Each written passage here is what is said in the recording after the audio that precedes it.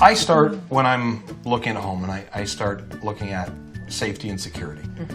Is it full of mold? Is it full of asbestos? Is it structurally sound? Is it electrically safe, etc.? Then I move on to longevity and efficiency. How much does the house cost to operate every month? How long will it last? How sustainable is it? How renewable? And at the very tail of that, I get into cosmetics, and that's how I prioritize. And I think it's really important, especially having 4 children and having seen younger couples paying the dues of our past generations when they do buy a lemon. I think we have to take responsibility for this. I think we have to teach the next generation that the real value is in the asset, not in what the asset looks like.